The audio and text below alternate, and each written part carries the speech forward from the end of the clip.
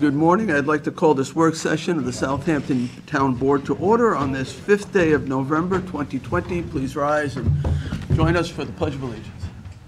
I pledge allegiance to the flag of the United States of America and to the republic for which it stands, one nation, under God, indivisible, with liberty and justice for all.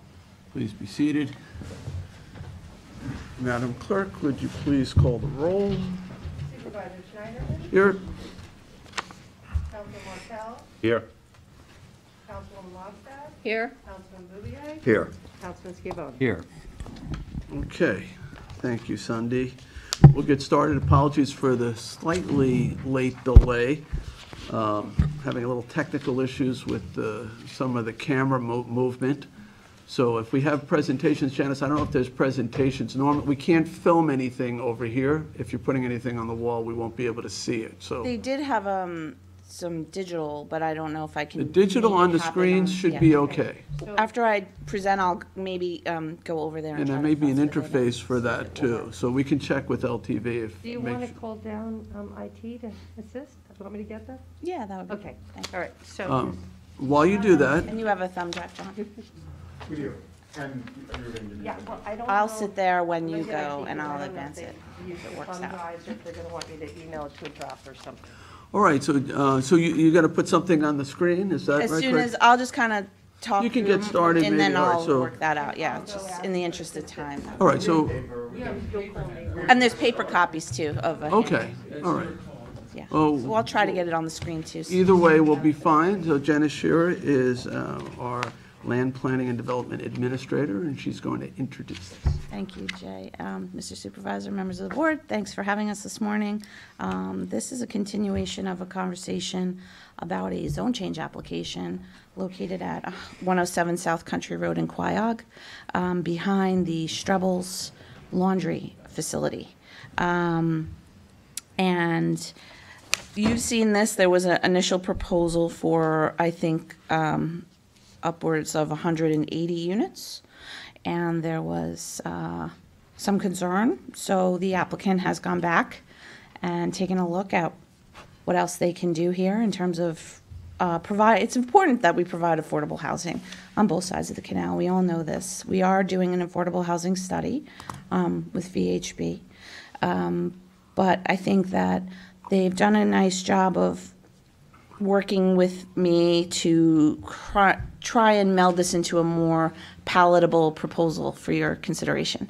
So today they want to show you what they've kind of arrived at, where they are Before thinking. we do that, can you sort of take us through the process again? There's a two-step process, correct? So Right, we're- so the this first, is we're still part in of that press- elect to consider realm, where you haven't even said, we'll entertain this formally. So this is what's considered like a pre-application stage. Okay. As you know, zone changes are discretionary. You don't have to change the zone. Zoning is zoning.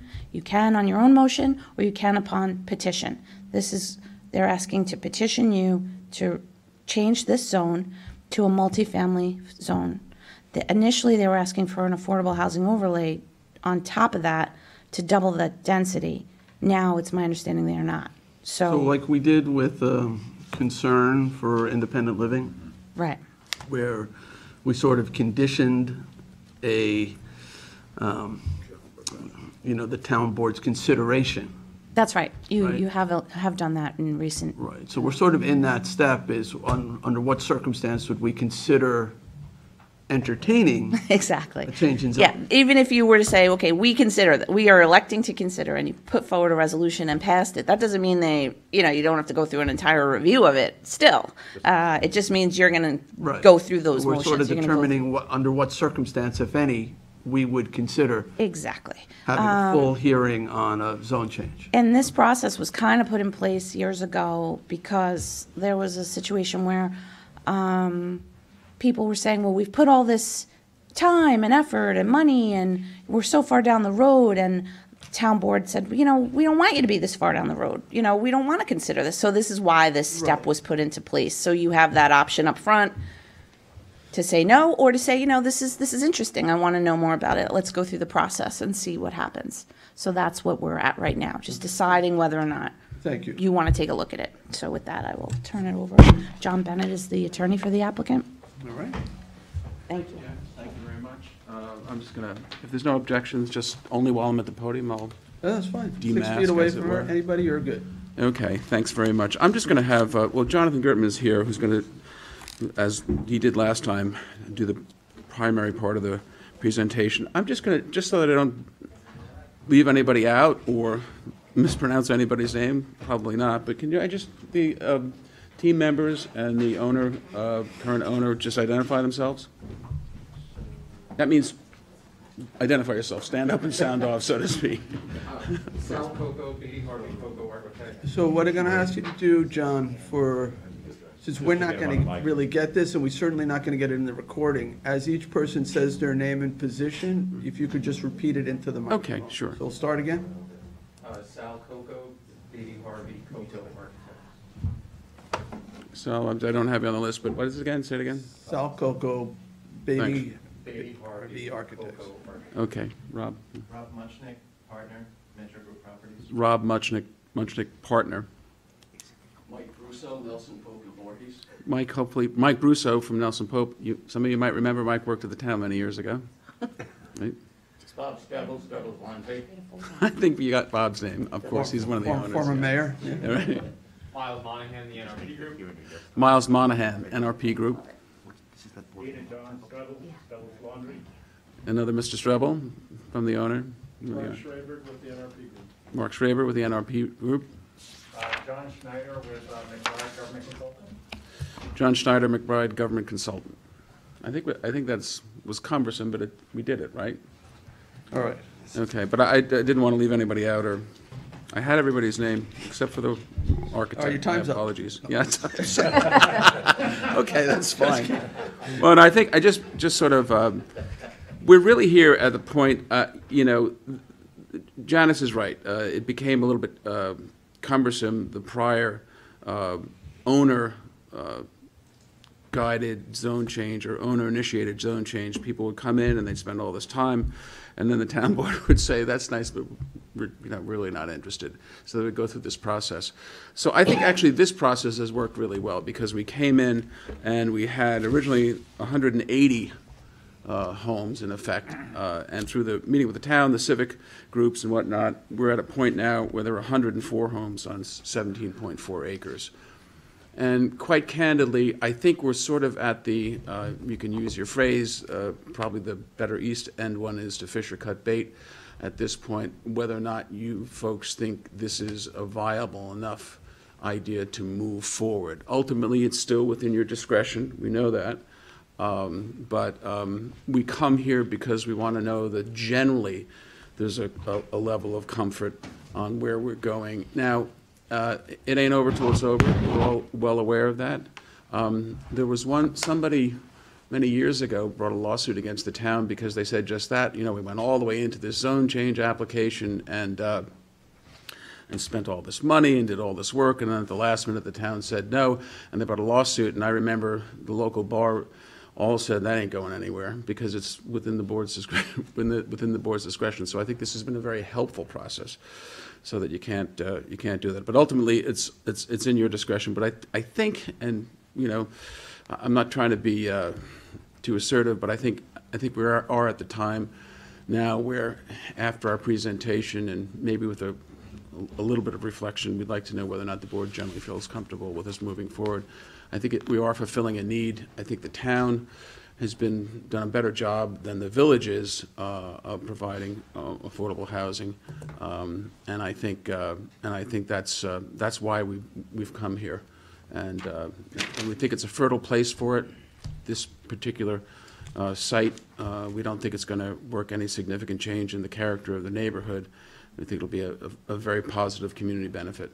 So, with that, I'll ask Jonathan to come up and present, because he knows the project a lot in a more specific and intimate way than I do. The density you're proposing is what, 6 units an acre? Is that Yes, correct? 6. Is there a particular zoning category you're looking to be in? Well, it's MFPRD, MFPRD? yeah. We'd probably need a little help. Maybe I was thinking going to the zoning board of appeals. There are some unit limitations on that. I think it's 75 is overall, but and I don't want to ask the town board. Are there I don't want to ask the town board to change the legislation, because that's always a big McGilla, but we could, there would be another method of doing it. If the board felt comfortable with it, we could go to the zoning board and ask for some sort of Janice, is relief. the only category that would allow for this type of development under the current zoning code?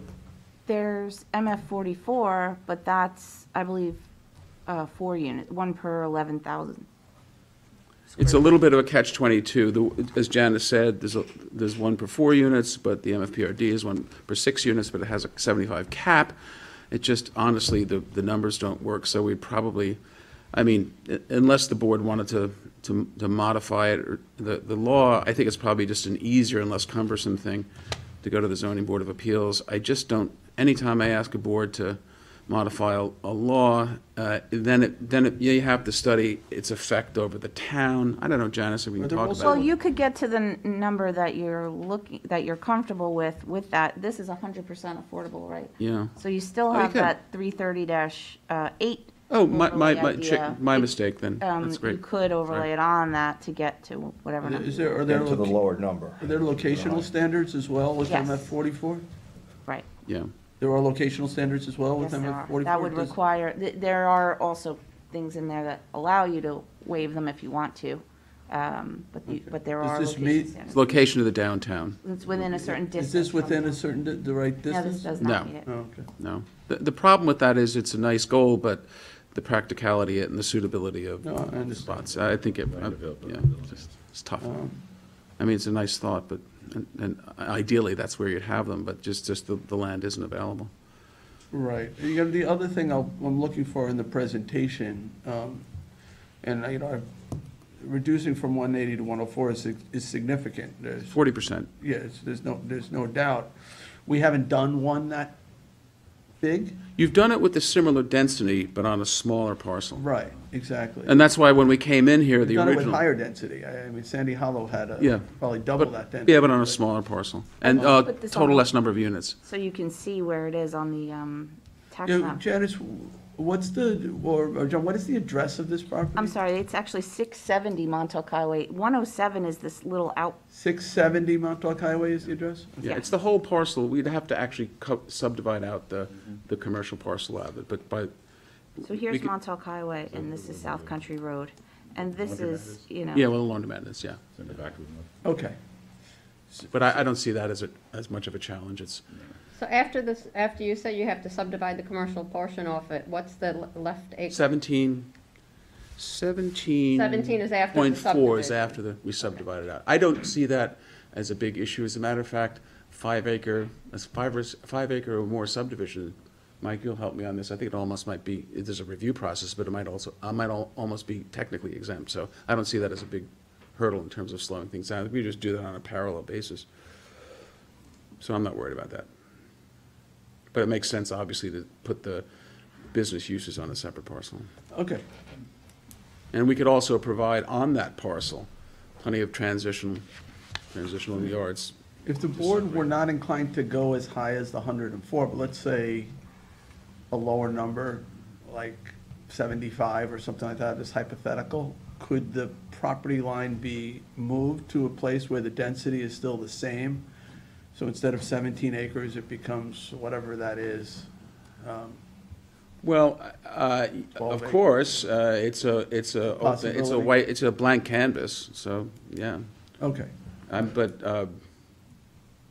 I mean, I'll let them. candidly, a number, we're sort of, well, I don't know.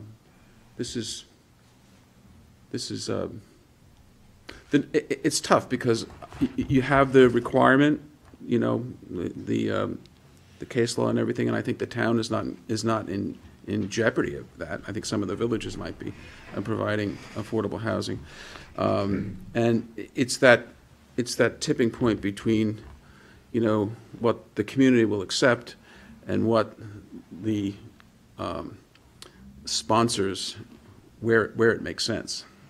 And on one side of this, the density is higher than 6 units per acre currently, right? There's a mobile home park on one side of it? Well, that's like, maybe they're on 4,000 square foot pads or something like Right, that, yeah. and then on the other side, though, it's what, half acre or 1 acre zone? Yeah, but it's also a mixed-use area, so we didn't think from an impact on the character of the neighborhood it would be, it's actually almost a perfect place for it. All right, let's allow your, the main person. Jonathan. Developer to present. Yeah. Okay. Thank you.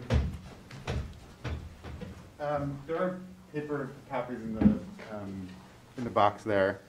Just wanted to Were we able to get the touch slide? base there. Yeah, I think this is their. Scan the thumb drive upstairs, I'm just waiting for Thank you. it to appear All right. online. Yeah, that's- Jim? There you go.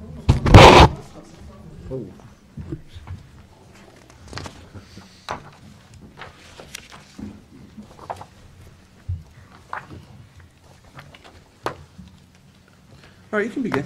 Okay, Jonathan Gertman, Vice President of Development with the NRP Group. Very pleased to be back in front of you today. We have a presentation. Some of it will hopefully be familiar from March, but we didn't want to assume. There's a lot that's happened since then, but we'll try to move expeditiously towards that. And of course, please feel free to interrupt, or happy to have this be conversational. And I'll be joined by my colleague, Miles Monahan, who was introduced earlier by Mr. Bennett. Just moving right along, we're just going to cover 4 basic sections through the contents. And then, Janice, if I could trouble you, we can even go all the way to page 4. Sure, I'm just. Okay. Well, I'll just keep going.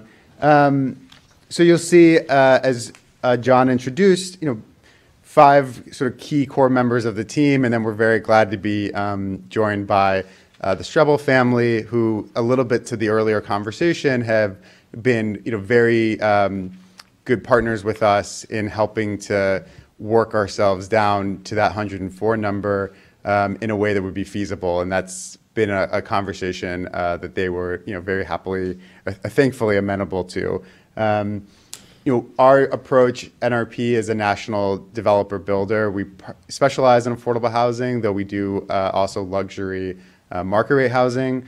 To sort of paraphrase Fabio, our best compliment is I can't believe it's affordable, and hopefully you'll get a sense of that in our presentation. And if you sort of have a chance to look at us offline, or rather online. And then working with our local experts who are very familiar with the local municipalities and local areas to develop something that is welcomed, hopefully, and contextual and right for the community. Just a little bit more on NRP as we go to page 5. I would say the financial strength and experience across the country. Again, with local partners that bring that local expertise, and that's especially true over these last 7 months. We've continued to build right through COVID, following obviously local regulations and making sure our construction sites are safe, and bringing in the best protocols. But we have begun construction on 15 projects actually just since the beginning of COVID, and I think that's a real testament to the strength of the company, and I say that with humility. Going to slide 6, just to give you a feel for actual NRP buildings, illustrative, but the kind of quality you can expect, and thoughtfulness and attention to detail. And then, of course, BHC Architects, which have been extremely active in the region, and working the design to something that will be, I think, exciting for the town and for the residents, and that's very much a work in progress. But just to give you a sense again of the quality, scale, especially the 2-story building, when you look at maybe the bottom left, for example, of what we expect to see here. Very early on in the sort of vertical design, if you will, versus the site design, which we've spent much time with, which we'll discuss in just a little bit.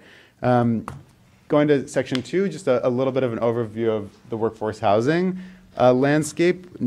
No real secrets here, but just to sort of give a sense of where we're coming from. My colleague Miles is going to walk us through that. Good morning, everyone. Thanks for having us. Miles Monahan, developer with the NRP group. So just wanted to cover really quickly kind of the demand for workforce housing in the town of Southampton. I know some of this may be or may feel like we're kind of preaching to the choir, and we understand you guys have been very successful at addressing some of the needs here. But really, the issues that brought us here originally have only been kind of exacerbated since we last came in. COVID-19 has both illuminated the need for workforce housing options for essential workers, but it's also really exacerbated the supply issue. There is just a lack of housing options for kind of workforce incomes in the town of Southampton. And elected officials like yourselves have recognized that need and have kind of addressed it with some successful developments, but the need just continues to be unmet. So really what's kind of causing that, I wanted to quickly kind of address, it's a twofold problem: supply and demand. Insufficient supply of multifamily construction over the last several decades, and spikes in seasonal vacationers that kind of pay premiums on temporary rentals and kind of squeeze the existing supply.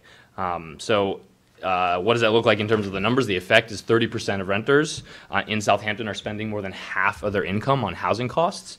The threshold kind of through third parties and nonprofits as well as HUD say that 30% of your income should be spent on housing costs. The town of Southampton needs more than 6,000 units of workforce housing, and that's been identified through the work that you guys have done here. And so when we talk about workforce housing, like, who are we talking about serving? And really, this crisis, this pandemic, has expanded our perception of who essential workers are. Traditionally, we've thought of them as police officers, firefighters, teachers. I think now we can all appreciate that is really a broader category and includes post office workers, grocery store workers, healthcare technicians, clinics, and those folks that really keep our communities safe, healthy, operating during all times. And fortunately, what we're proposing here today addresses the incomes that individuals like that really earn.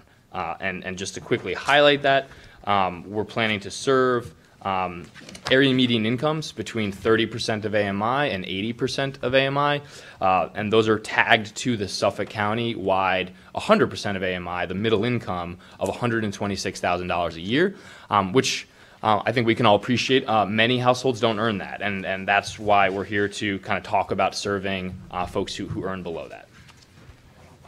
Just to quickly highlight, really your work and other elected officials like you on the East End have spoken about the need to expand options for workforce housing, and specifically, two developments.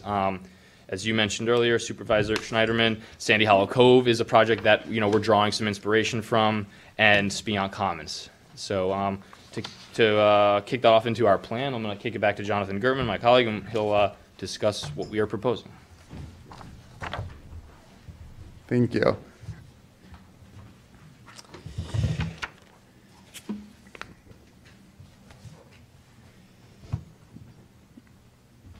With great admiration that we use your quotes against you, Supervisor.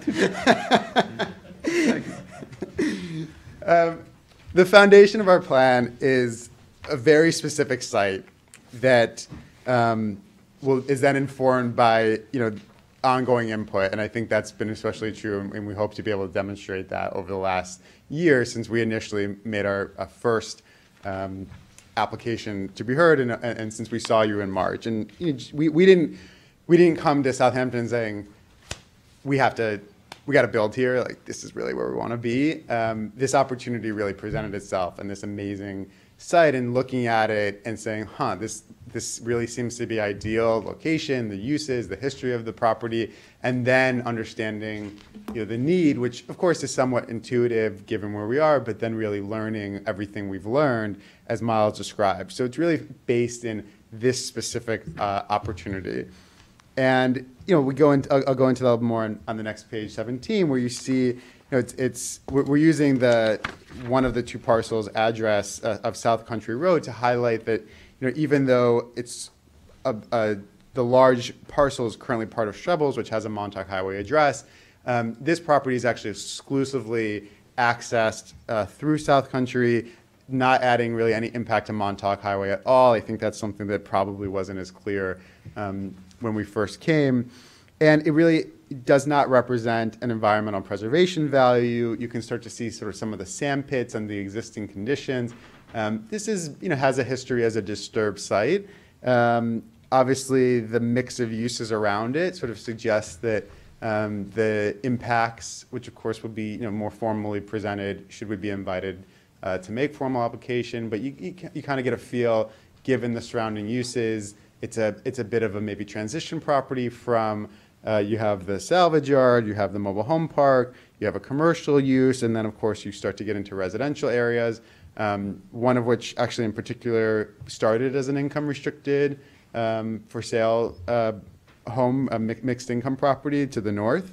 And you get a sense that there's no displacement, you have the road network, and really probably why we were so attracted to this opportunity specifically. And then here we just wanted to, again, call attention that what you see today is very much a part of a robust process with multiple stakeholders, and hopefully is indicative, shows the sort of the spirit that we're coming and that will continue to come through the process, which we know should we go forward will be an iterative one. And just to highlight that, we came with an initial concept presentation. We came here, we went to the community for input, we went to the planning staff. The double-sided arrows are meant to show the back and forth. And in particular, we really appreciated working with the town planner, with Janice, who's really been a great just partner in helping to provide direction and help us understand what would be good for the town. And then we come back today with this revised concept presentation. Going to the next slide, and here you start to see the illustrations of the revised plan in concept, and then we'll go further into it. We heard the concern around 180 units, and we've made a drastic alteration.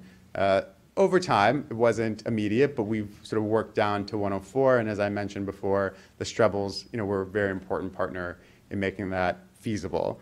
Can I ask you, Please. in arriving at 104, you said there was a back and forth with the community? Yes. Was that your sense that the community would support that number? How did you come up with 104? We went with an interim number even at that point, and then the 104. I think the community. I'm always hesitant to speak for folks, but our sense was that less than 180, definitely. I don't think we would have needed to come necessarily all the way to 104, but given the zoning, sort of the codes as they exist, the 6 units an acre, it became clear, was a basis for a number. And I think that was one of the things that we struggled with through the process with multiple stakeholders. Was 180 felt like a lot. There was definitely precedent for it in terms of density, but this is a large site. How do you balance, wanting to take advantage of the fact that these types of properties are rare, but also that this sort of a single development would be significant for the town, and ultimately, I think everybody felt comfortable when there's a base, a real basis for it. Us too. We don't want to just be picking a number. The 180 was based on that, coming off of that initial sort of 12 units an acre that we had in mind. Even below that, it was at 10 units an acre, just about.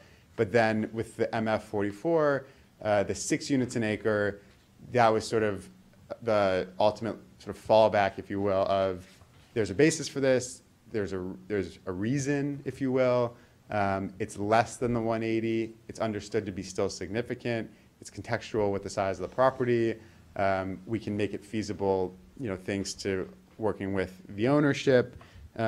Here's something that makes sense, that sort of meets that limit line of feasibility. And is, I just, yeah. the only time I'll interrupt. Please. John, you're gonna What makes sense about it. have to go to the microphone, otherwise, What makes sense about it is, obviously, this type of density has been part of the town code for many years. There's been a finding, there's an original finding that this is an appropriate amount of density in a multifamily setting.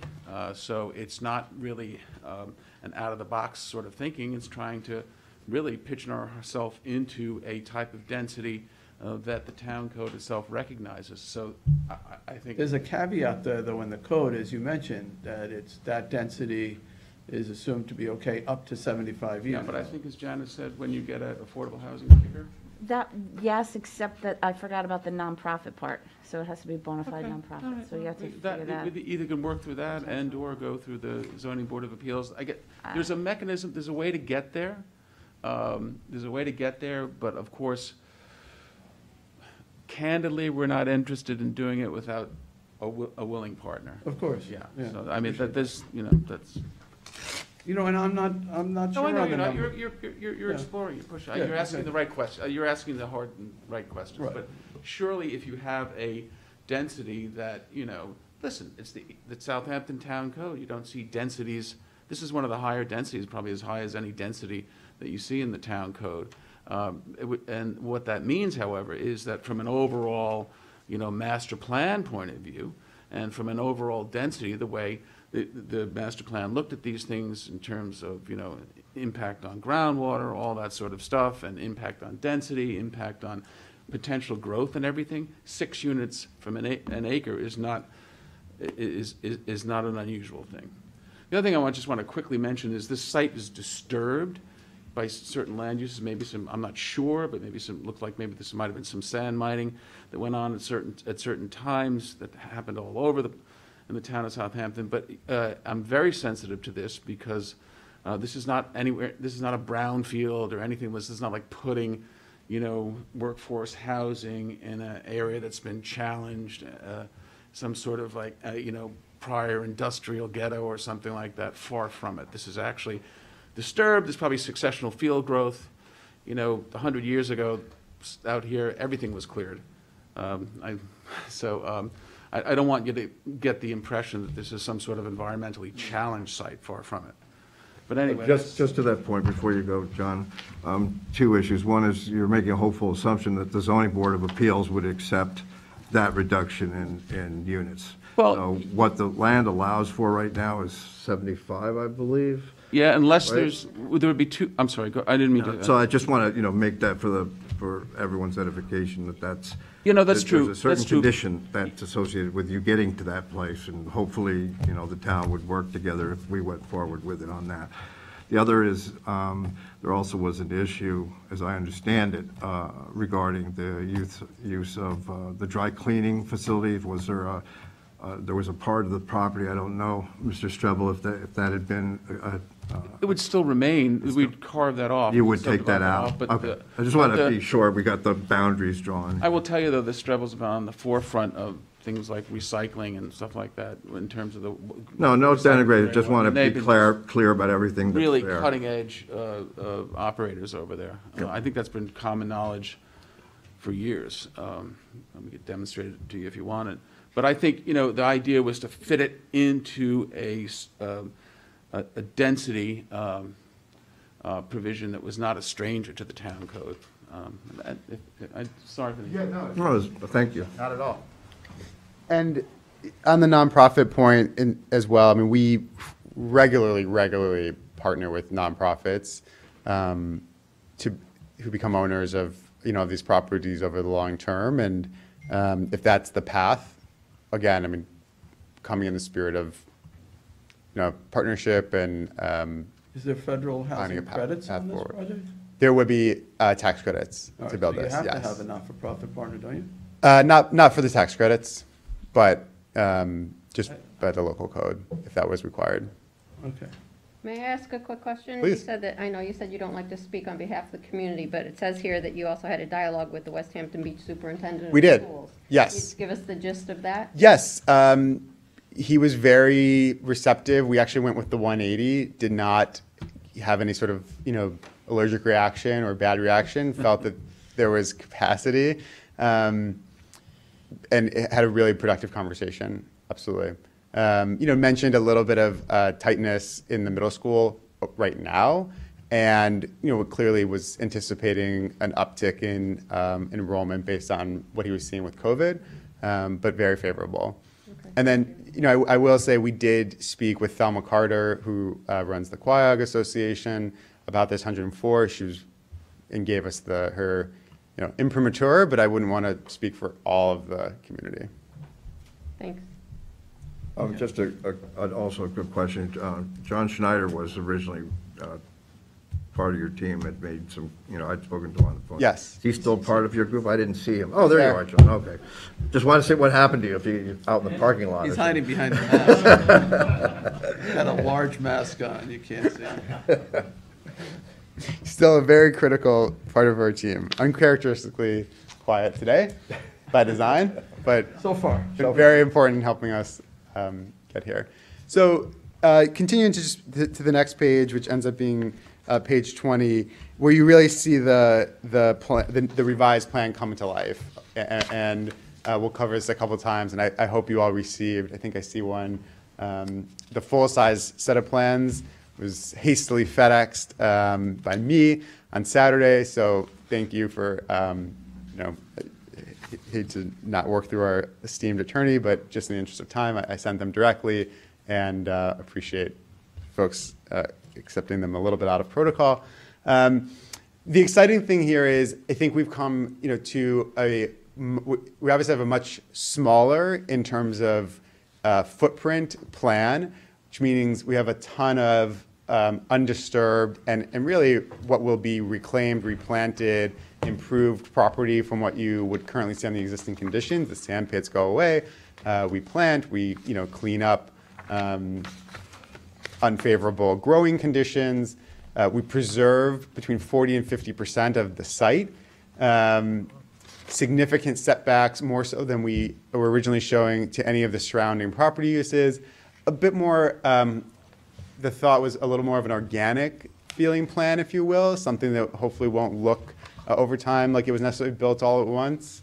A little less rigidity, exclusive access off of South Country, and then a bedroom mix that we think makes sort of more sense at the scale. Going on walkable paths, bocce ball, a play area, fitness opportunity for outdoor fitness, clubhouse, of course, all the things that anybody would want in a community like this, especially in today's world. Page 21, I won't. Just go back to that diagram for a second. Sure. I know this isn't finalized in any way, because obviously you have to go through site plan. This is conceptual. You're showing an STP, I see. Yes. You'd have to have a sewage treatment plant. Where is that leaching? Is there an idea where the leach field is for that? I'm going to defer to. That's all right, I don't need to know necessarily Sure. right now. And then you. So one thing I will just say about the STP, based on the revised density and the recent regulations passed by the county, this actually is a much smaller system than was previously required. So we do have all of the setbacks in place, all on the property, all of the required areas around the plant itself are there. In terms of, It's tertiary treatment, though. It's tertiary treatment. It's not like some IA system or something like that with some limited, reduction of nitrogen. It's it's a sewage treatment plant. a sewage treatment plant. The water's coming out clean. Right. Okay. Well, it's coming out at a certain level, milligrams per nitrogen. It's somewhere there's a leach I field just for didn't, it. I wanted, it's Yeah. a sewage, that's John, that's what I just wanted to Okay. make sure. But after it's treated, it still has to be recharged. So somewhere there's a recharge area. Well, the recharge fields, there's subterranean recharge fields. I understand. I just was Yeah. wondering if it's Oh, not okay. shown, that's all. It's shown as wooded, but this would probably. But that's it clear. under there. Yeah, and the nice thing about it also is we'll demonstrate this, but I can almost, I'm sure that, where does this stuff go?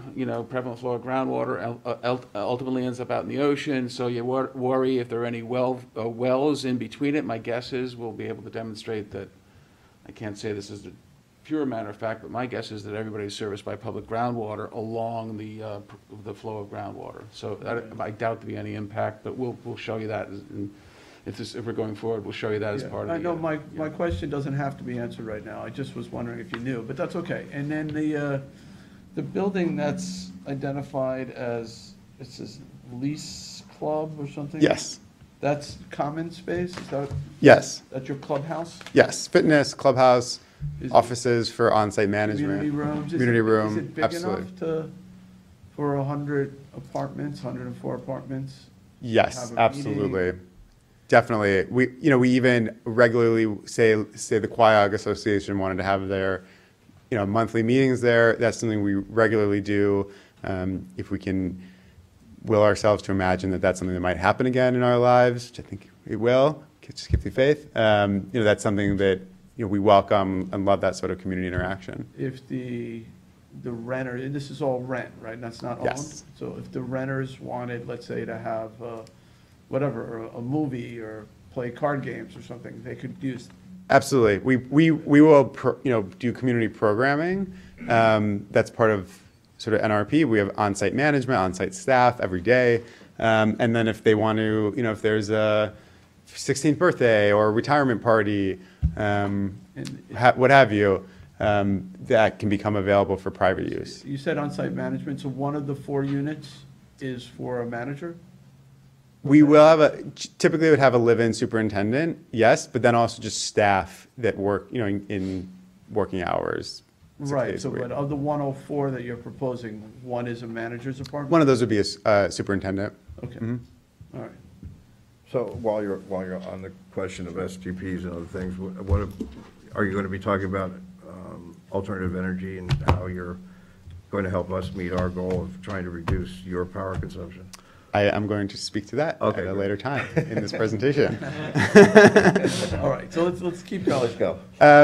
The next slide, we won't dwell on too much, but we do want to highlight just the significance of the reduction. I mean, again, I think sort of putting context around these numbers, which can seem just sort of ethereal, 180, 160, 120, 104, and what does that actually mean? And obviously, this is a preliminary analysis by Nelson Pope and Voorhees staff, and Mike is here with us, but just to give a feel for, based on their, best practice calculations, what would this mean? And even just, bedrooms from the initial proposal now is 43% lower, impact on school children 50% lower, vehicle trips, the unit count we mentioned is over 40% lower. So again, it can be easy to just sort of throw around numbers, but trying to give a feel for contextualizing and grounding and what the significance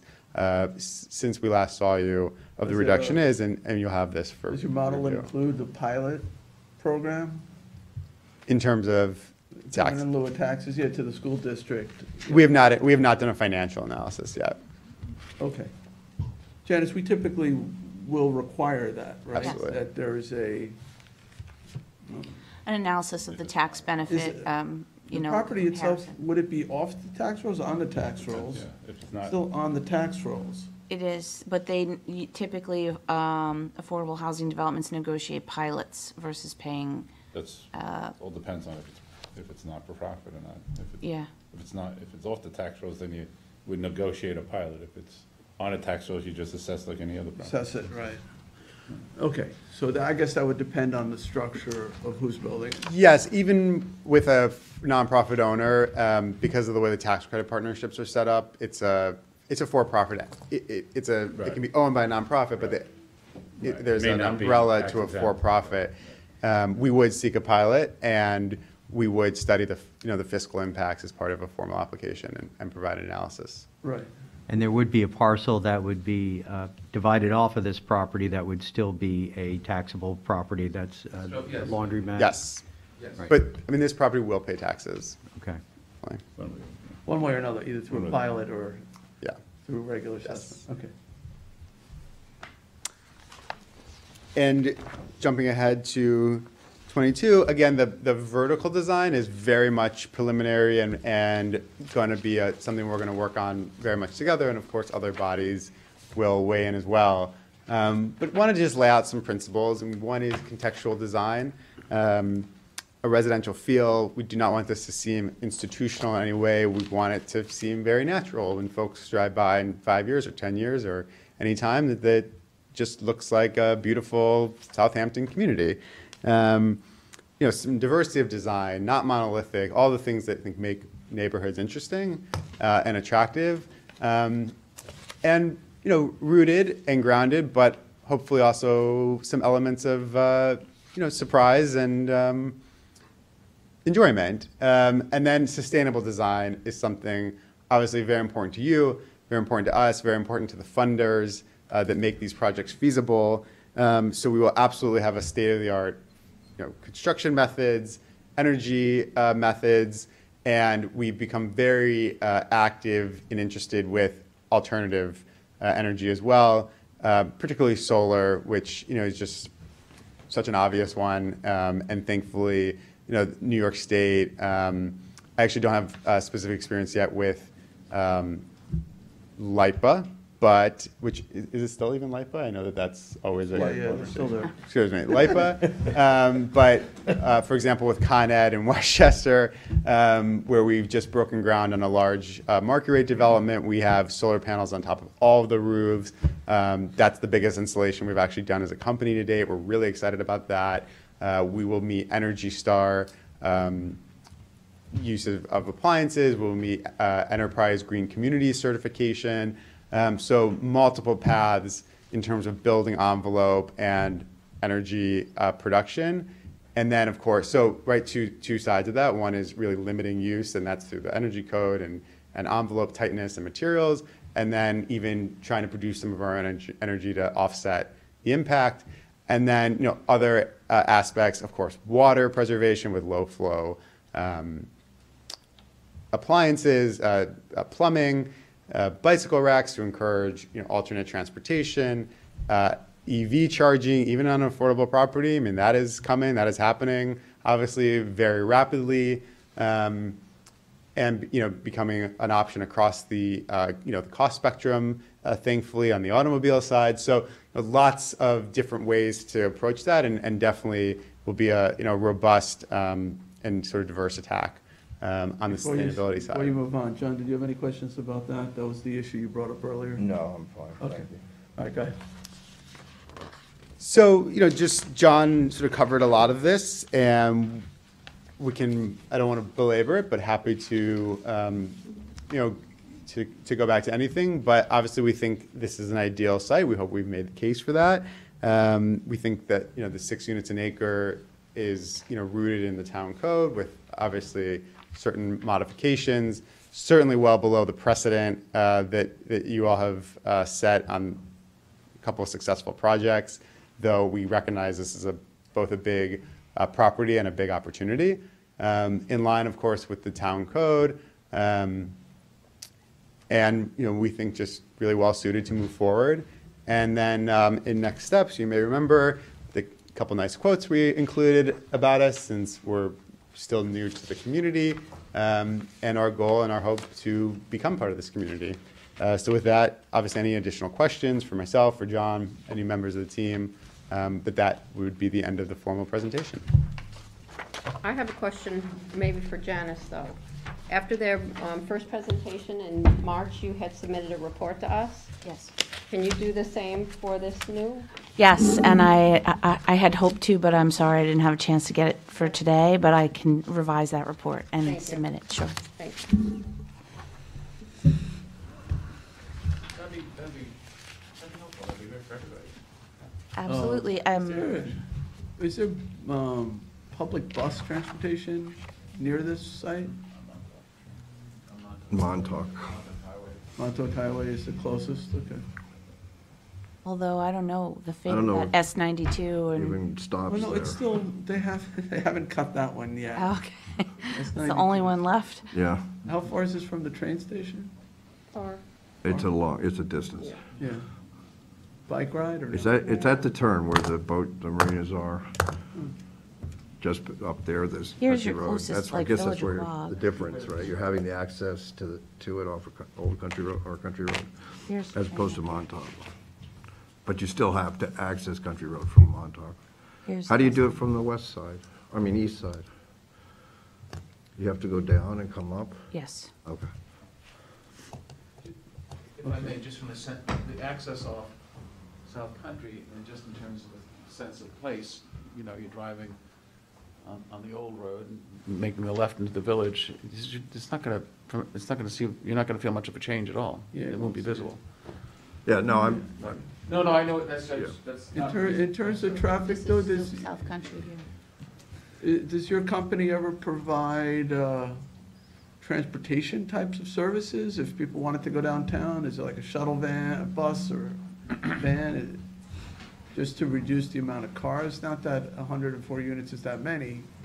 We've seen subdivisions with more than that, but. I don't wanna bite off on that yet, we could look at it, but I would have to do a cost benefit analysis. It's just, I mean, maybe it's just Well, not it's- that big of a development. we But I- can't hear you, John. You know, I'm so sorry. It's not that big of a development, but there is a locational standard, I think, in the code for this category that you won't meet.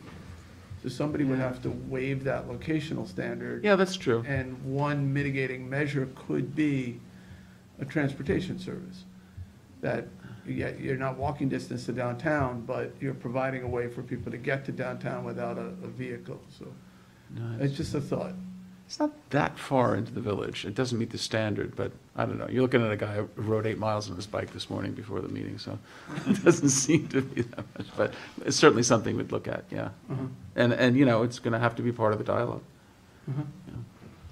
I just don't wanna, I know, you Commit to don't want to that make a now, commitment yeah. to something like that. No, but I'm anxious to see the planning report, and then. Sure, we'll Yeah, take a I mean, look we, at we that. do have experience with running shuttles. It's expensive, and on these projects where, you know, you're already building something that is income restricted, so very much limiting cash flow, and is subject to the review by all of the funding sources, it can be very challenging.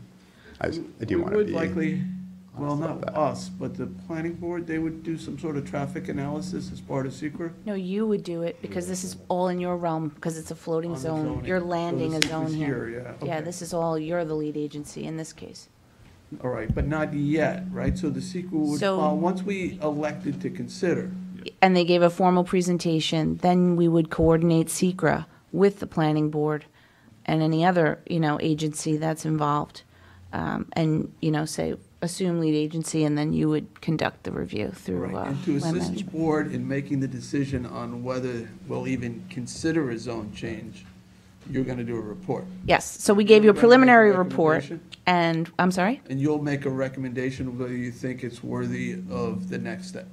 if you want me to, I will. Part of the code. Yes, I will, absolutely. Okay, and typically that's like 2 weeks or 3 weeks? How much time do you need to do that? Not much, because we already did the report, so we just You have did the to, report on the 180. yes, so it's just kind of revising that back to what is being proposed now. Can you refresh my memory of what your conclusion on the 180 was? We did not recommend 180.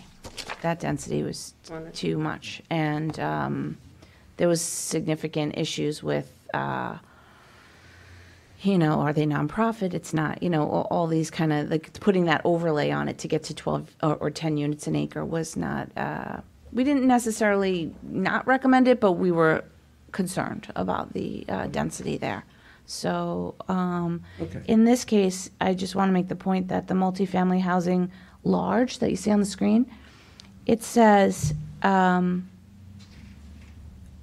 more than 40, but no more than, more than 40, but no greater than 75. And then it says if you are doing greater than 75, it has to be treated as a PDD. So we never really fixed this section of the code when you eliminated PDDs to handle that. So you might want to think about inherently flawed. you might want to think about that, just because that was, it was basically saying, this is eliminate the- available up to 75. If you want to go beyond 75, you come through the Did we PDD eliminate process. the MFPRD? This is the MFPRD. This is the MF. No, Yeah. it's just that big granddaddy PF, that essentially you could write the zoning for the lot. You took that out. You took that See, so it says, flexibility out for any projects. Right, so it's, a little bit tricky, because it's saying if you want to go above 75, you need to do it through a section of the code that It's no longer there. exists. Yeah. So it would be good. But it But you could recognizes. do it on that potentially through the in the zoning board. board. We have to amend that Yeah, section of the code. Again, my thought on that is that if we had your support, we could clearly meet the five-part standard for a variance and community support, hopefully. It just is a lot less cumbersome than a code change, I think. Janice, you tell me. Well, I don't going want- to a quasi judicial board when you're in front of a legislative body doesn't make too much sense to me. Like, why go to them when you've got the legislators here? So that's the only part. Only because I've been involved in the private side on zone changes before. Well, we have to, You have to refer it, there's a whole different layer. I'm just, obviously, if the board had the will to change the code, that's the easier way to do it. I was just trying to create less political concern about it, because when you do that, then you have to study its impact not only on this parcel, but its That's true. townwide That is a good point. townwide impact, and that gets very cumbersome, and in my experience, leads to some understandable trepidation on the board on the part of the board members. That's my only thought on that. It's not a bad point, actually. He does make a good point There's a on number that. of different ways you could approach this, and we could So look at give us that our and say, does this limitation of 75 still make sense in light of such a dire need for affordable housing? we certainly have to clean up that provision of the code anyway. Yeah, but I don't want to conflate those two things. No, no. I recognize there is options here, and Janice will. Well, I'll present the options, and you could think about, and I don't, you could tell us if that 330-8, there was that question in the original report, whether or not you could fulfill that being a bona fide nonprofit. Then you could increase the density to the level you're comfortable with, using that as another additional overlay, which was what they initially proposed, but at a level that no one was comfortable with. So now they've brought it down, so if you're at the number you're comfortable with, you might just do the 330-8 overlay to account for it. So you don't need a ZBA and you don't need to change the code. That would be what I would say is the easiest way. And what category is that? Is it still? That's affordable housing overlay, 330-8. And that applies to all zoning districts? It's a density bonus? Yes. Let me just go back to. We were offering it as a condition to the zone change, obviously. So, But, no, we were offering just. so you could put it in MF 44 with the overlay, and that would get you to this number without having to go to the zoning board? Yes, As long as you. Just we require the appropriate structure. yes. And you'll explain that in your And report. what's the conditions on that? You have that it's a not-for-profit? Well, the conditions are that difference. So say you can only get to 75, but you want 104. The difference between 75 and 104 has to be at the lower AMI. Those units need to be They're proposing restricted. a lot of lower AMI already. Right, so They're going down to that's where 30%. We the- haven't even seen that really very often. Right, so 29 units would have to be in that restricted category in order to be taking advantage of this. I don't see that as the challenge. That's part of the plan. It's the structure. It may not be a challenge, but it's the not-for-profit structure and partnering. So that's where we have to. And again, I don't want to commit to that right now. It's got to be explored. There's a bunch of different ways to get Different there. avenues, yeah. I think There's also development rights we do, for affordable housing. That might be an avenue you want to consider. The town Well, I allocate. personally would like to see these, as options Sure. laid out in front of us. And, we can talk here all day long, we're not gonna get anywhere. So I'll give you the Well, there's different pathways path. to get there. Sorry, it sounds like a national election. There's different ways to Thought get that there. sounded familiar. I think the question is the number itself, right? So let's say, 104 is something we would consider, then we can work on the pathways. If we aren't going to consider up to 104, if we're going to consider a lower number, then it may be different pathways. That's fair. Yeah, and so we're gonna look at those, when it comes from planning department. The reason I got up, because you should raise traffic, and obviously we're going to have some site-specific analysis, but the traffic numbers that you're seeing in there, without even asking, Mike, I'm sure they're from the ITT rate manuals, which turn out to be pretty good. So that's a decent that's a decent concept of what kind of traffic generation is going on here. Most of the traffic engineers on Long Island, when they look at something like this, they say, you know, that's a drop in the bucket. I realize they're from the west, but even from an objective point of view, this type of development, residential development, you can pretty much rely on those ITT figures in our report, and I don't see it as a big generator. Of course, we'd have to look at its impact on the road itself, but I think from a numbers point of view, you probably that's a pretty good idea. All right. And any other questions? Yeah, I have a question about what you have on page 12, the AMI numbers. I know we did go over it. I'd like to underscore that a little bit and just kind of discuss and quantify who or what income ranges we are identifying as affordable. Certainly.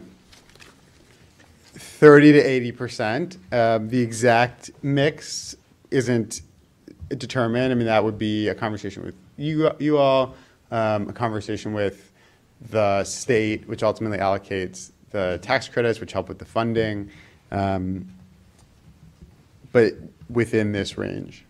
Typically, the ultimate project will average to between 55 and 60% AMI. Okay. If that's helpful. Say it again?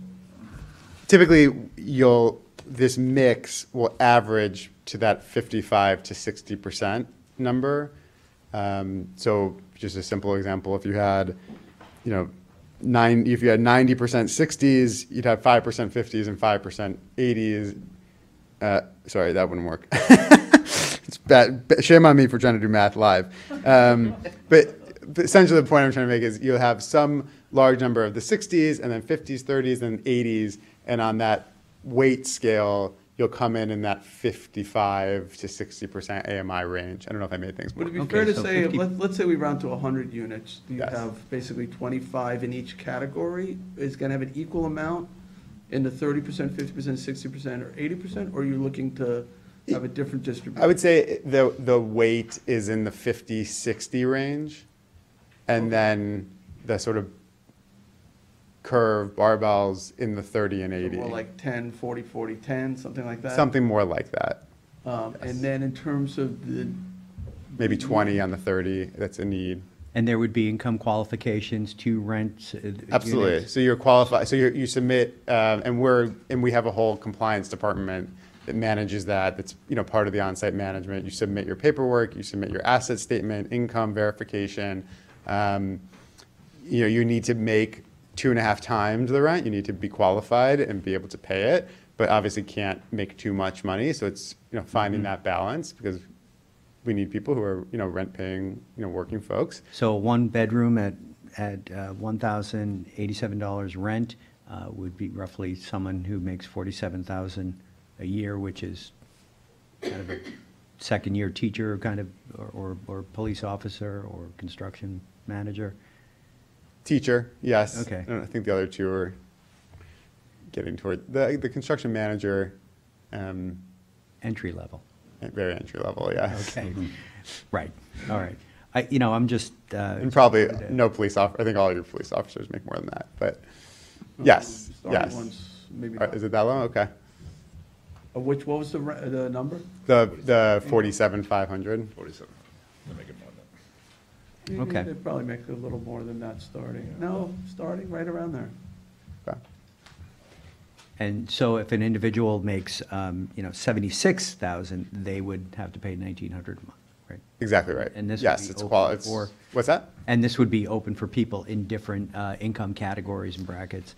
Yes. So and then it'll be fixed. So the percentages will, but at the time we close and start construction, that will be set, and that's set for a minimum of 30 years. Well, you had that broken down for the 104 of 30 or 40. I think we had the 40, unit mix 48, in there. something like that. We had the unit mix. Yeah. A proposed unit mix, but not the exact income breakdown yet. All right. And you said that that number is set for a minimum of 30 years. What happens after 30 years? Typically, we're electing to keep it affordable for longer, so up to 50 years, but eventually that income restriction can burn off.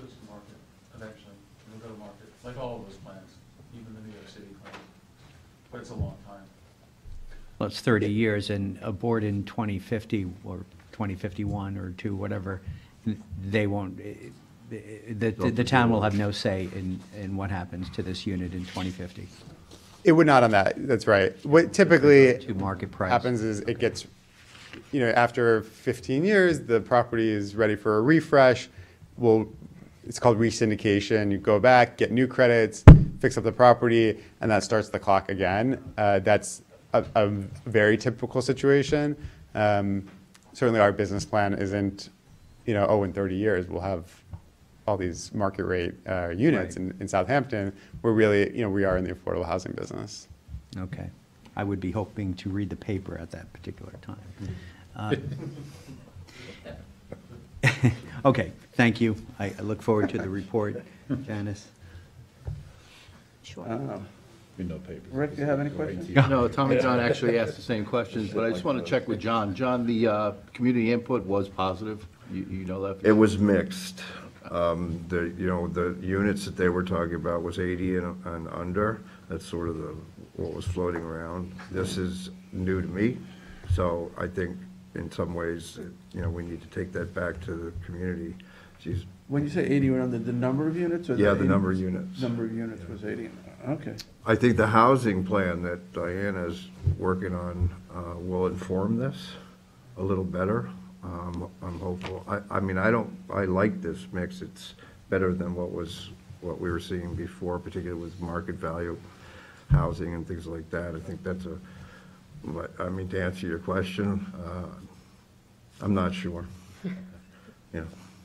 What we have, the balance, it's always, the difficulty is making that decision. We know we need it. That's a given. We need thousands of units for. And you did approach the school district. But, where to put them and how to develop it, that's always the question. And Yes. it gets harder and harder because there's economy of scale and there's the cost of land. And, you try to reduce it too much and the project falls apart because it no longer works financially. So it's not easy. We go through this all the time. And we have to ultimately, we're elected representatives of the community, and we've got to figure out the best way to address these issues with all those community concerns as part of the calculus. All right. Anyone else? And we did speak to the superintendent. You Yes. spoke to the Yes. superintendent. Was the board involved in this? And I'm not saying that they're Sure. giving their approval, but they are in communication with he did commit to speaking to the board, and I don't know that we specifically heard feedback afterwards. John, did we? Right, and they don't generally necessarily give input on zoning, but they are aware Sure. of this and all of that. I mean, this site, to me, it seemed like a good site because of the previous disturbed nature, because of the use surrounding the site. And as a reminder, it's the West Hampton School District. Right. West We Hampton spoke to the Beach, West Hampton. West Hampton Beach School District. Yeah, we spoke to that superintendent. And like Jay said, the supervisor said, we do need housing in the town of Southampton. Well, Yeah, to we'll answer see. your question, the discussion was, well, we've done some things already on the west end of town. We know the need is on the east end. You get this diverse sort of attitude towards this issue. And most of the need focused on economic, at least in the housing studies survey on that side. And John, that was at the CAC West, but it was based on a number of 80 units? It wasn't based on it. That was the sense that the community was giving, that was more acceptable to them. So we presented 180 at the CAC West back in May. Clearly heard concerns around environmental impact, wastewater, traffic concerns, and that was a high number, absolutely. Since we came down to 104, we did specific reach out back to leadership, like Thelma, like Craig, like Hank Beck, rest in peace, to that 104. We did not go back to the full board meeting, excuse me. We just sort of heard that initial reaction to the 180 and then spoke to select individuals. Thank you. Does that, all right. Any other questions? No, I personally, I think it's a great location, and there's definitely a need across the town for affordable housing. the rates to me look, you know, well for anybody in that situation that needs housing. So, you know, as long as the community's there, I think I could support it. Yeah, and that's, you know, that's always a difficult thing to balance, you know, so that's a hard one, because it's not a vote, it's a community leadership group, you know, do they speak for the wider community, that type of thing. I think we'll get some feedback after this work session that would be really helpful to that, and Janice's report, so we'll be informed a little better from that respect. So in terms of the number, it sounds like the response to the 180 was reduce it, and you cut it by 40%. And the 40%, that's what you thought, kind of presumed might be more acceptable to the community. But it also slid into a density Right. model in the zoning code. At 6 units an acre, yeah. Yeah, it was to strip off the overlay zoning, and that was a way to maybe achieve that goal, and that was the suggestion of why they go back and talk with planning to get to that point. Again, It's an economic calculus as well. It's No, I understand. As you said, at a certain point, it's. Well, if you did 75 units at 6 an acre, you'd still have like 4.5 acres left over of the property, which still would probably be then developed as some sort of housing, whether it's half-acre housing or, so you're gonna end up with more than the 75 units anyway. I'm not sure if that's really feasible. I mean, It's not. Yeah, I'm not suggesting you do That's that. infeasible. I'm just saying you wouldn't, at 6 units an acre, if the number came down, the acreage would come down potentially too, leaving, right, I mean, For other potential ownership uses. does have just the way it's laid out, the way it's situated. We didn't really look at, we haven't specifically looked at the feasibility of that. I mean, the sort of Yeah, I'm not direction from saying- ownership was, There's no suggestion that you do that becomes here. complicated in terms of, you can't just say, then you have, what amounts to a small sewer extension. Right. Longer into single-family residences, and Right. it really starts mucking with the economics and the economies of scale of the project. so your request is for us to consider it at 104? Yes. At 6 units per acre? yes. Even though the code itself won't allow this even if we give you that category, you still couldn't do all of it. Well, if it's structured correctly, as Janice said. With the nonprofit ownership. We should wait for the report. Yeah, I'd like to wait for Thank this you. report before. And yeah, I mean, we are, you know, we're flexible to, Okay. Yeah, I don't think that's not an impediment. There's a structural way to get there, at the 104. It's just, again, we need a willing partner, so. Right. And that's what's in front of us now. yeah, and on the unit piece, I mean, again, the sort of like the balancing act, and I guess just to speak, I mean, for me, like in other instances, I've found like people like to, you know, when we can lean back on something that's existing and where it doesn't seem like we're getting special treatment, and that was also driving the 104 of trying to be grounded in a precedent and grounded in an existing code and that 6 per acre, and that's where we really also drove it. Let's, Yeah. we'd be in there 120 or something, that's not a slope. That's part of the issue here too, is, when we spoke with you guys about reaching out to the mobile home park there, because that's a lot of contribution to a watershed that's directly under there. And that was brought up, and you apparently didn't have any success in working with them or their willingness to work with you to try to reduce Yeah, that they're not nitrogen interested in load. on a voluntary basis. of Yeah. Right, but it's participating. possible the town might have a role to play through our water quality funds if there was a sewage treatment plant literally next to it, and it required, creating the infrastructure to get the sewage from, I don't know how many units are at that mobile home facility, but to get I it. think approximately 50. 50, over And 50. if your plant were scaled appropriately to handle that additional effluent, there might be a role to play for the town, because that would be a significant opportunity to reduce nitrogen. That'd be good, so Protect your water quality money. The mobile homes would have to, the ownership would have to be compelled. That's been what we've found. We're That's what willing. I'd understood, so I just wanted to be Yeah, sure. they would need to be compelled. There's 50 units and it's zoned R20. But well, it might be an incentive if they didn't have to pay for that connection to the sewage treatment plant. I don't see the mobile home folks contributing any capital. There's no, what would be the incentive? I understand that, though the incentive could be a cleaner environment. The town might have, if there were no financial obligation there, it was, but then it would be important that your sewage treatment facility were either scalable or built at a size large enough to accommodate that additional effluent. If, let's say, the town hypothetically were to step in and say, we'd like to connect the mobile home facility next door, we're gonna provide a grant to do that, and boom. So one of the great, I think, parts of this plan is we're preserving, 40% plus or minus of the site is just untouched. So there's a lot of room to do that, to be flexible, and also just in thinking about, would we break up the site in 75 and then single-family homes? I think you would lose a lot of that preservation opportunity, which exists with this plan. So, again, I think we've hoped to convey is that, we want to march down the road, and if there's sort of a road that the town would like us to follow, we'd like to try to make that work. Yeah, this sewage treatment thing creates to me an interesting possibility. Absolutely. And I think it's worth considering, because there's not gonna be a lot of opportunities to get that mobile home facility potentially hooked up to sewage treatment. This is a potential opportunity if everybody's willing and. There's probably not space on site of the mobile home to do it. To do it, right. No, they would have to tie into your facility. We are willing. Okay, you're willing. Yeah, Okay.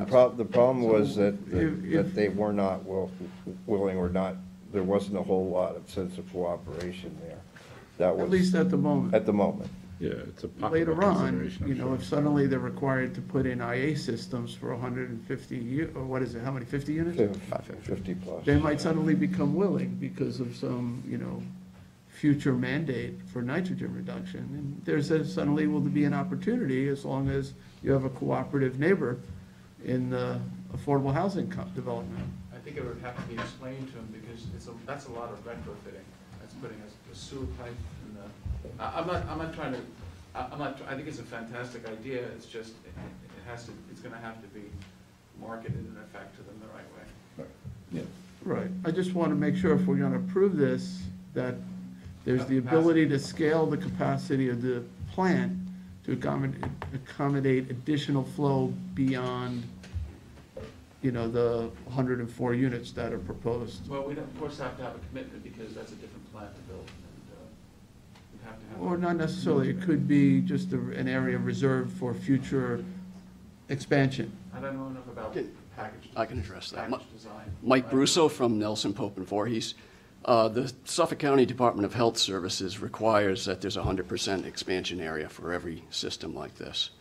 So automatically, there's going to be a space for expansion of the building itself as well as the leaching area. So that's an automatic requirement. Okay. Yeah, but it wasn't the capacity requirement that was more of concern. It was the cost of actually getting those homes hooked up. I understand that. I just want to make it clear that that's going to be built into the plan, no matter what. Yeah. To get approval, they'll have to do that.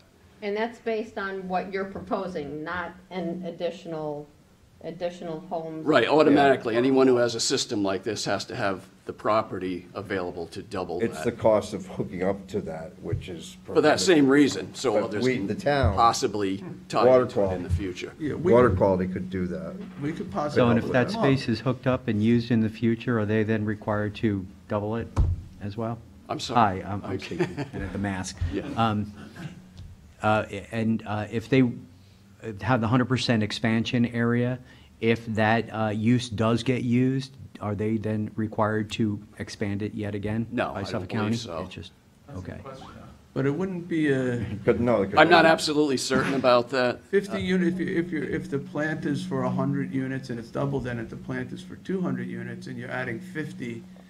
It's the plant that's served. Well, I don't think it goes necessarily by the number of units. It's the Size. volume. It's the volume of the flow. It's the flow. Flowing into it. Yeah. Yeah.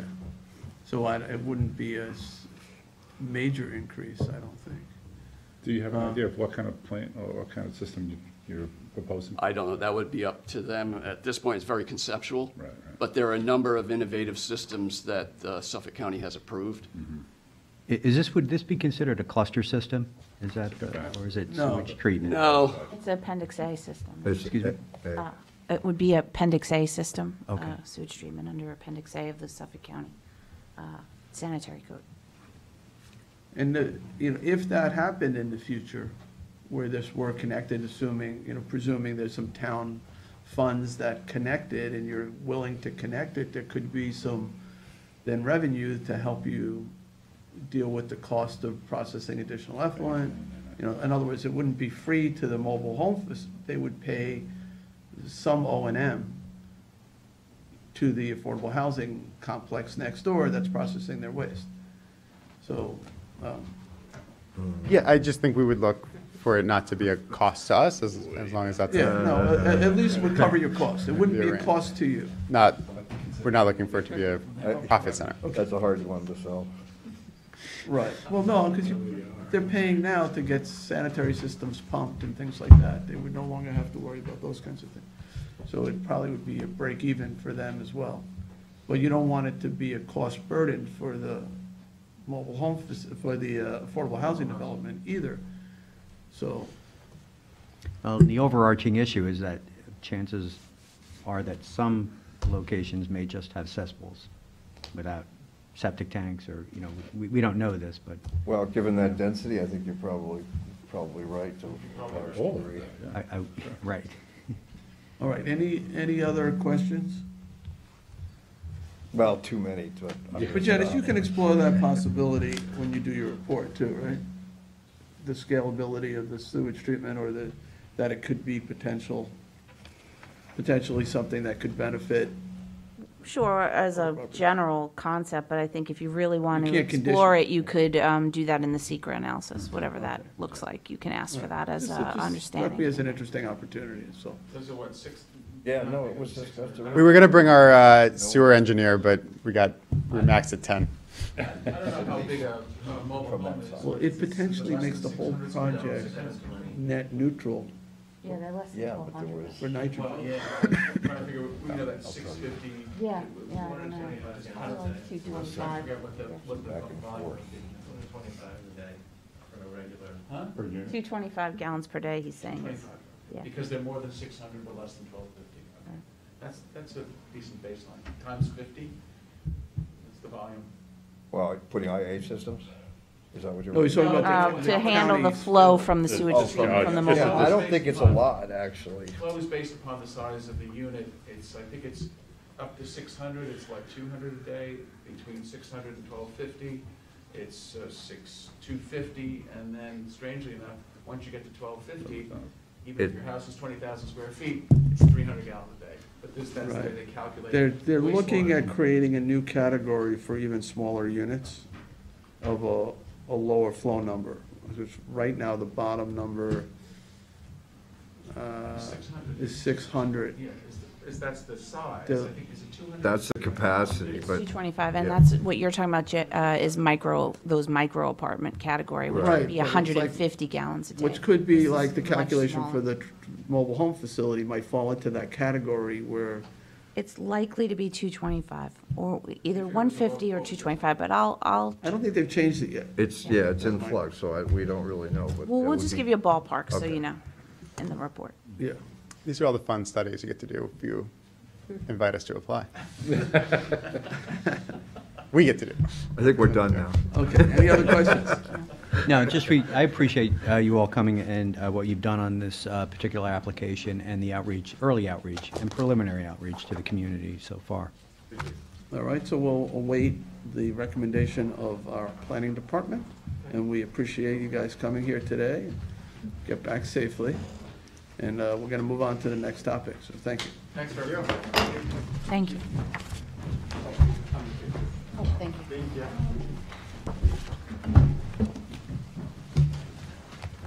All right. Should we grab? Thank you. Thank you, Bob, good to see you. All right, here comes the clerk. Here comes the clerk. Where did I hear that from? Here comes the clerk. Here comes All the right. judge. Here comes the judge. Laughing? Was that laughing? Maybe. A long time ago.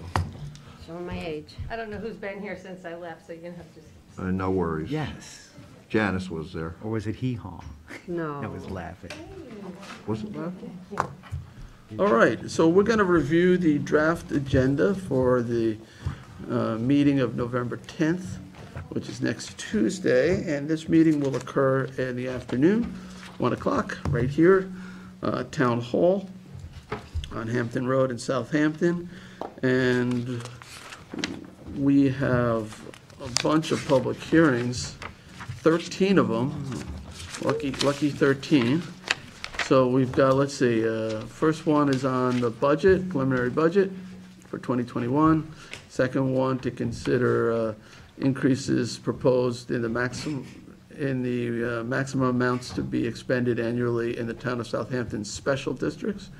Third one is on the acquisition of interest in lands of Peconic Land Trust. This is out in Eastport. They're contract vendees. This is that farmland property, amends the CPF management and stewardship plan to include that property. Fourth is accepting a deed of residual fee. It's a public hearing. This is from Blair K. Gaza, property to be maintained as open space located in East Quogue pursuant to Southampton Town Code 244-4, which is the section pertaining to obtaining a development rights certificate, and 247 General Municipal Law, State of New York. The fifth hearing similarly accepts a deed of residual fee from Blair K. Gaza. This is a property in West Hampton. The sixth one, again, is accepts a hearing on accepting the deed of residual fee. This time it's from Rosemary Grau. This would be also maintained as open space. This is in West Hampton.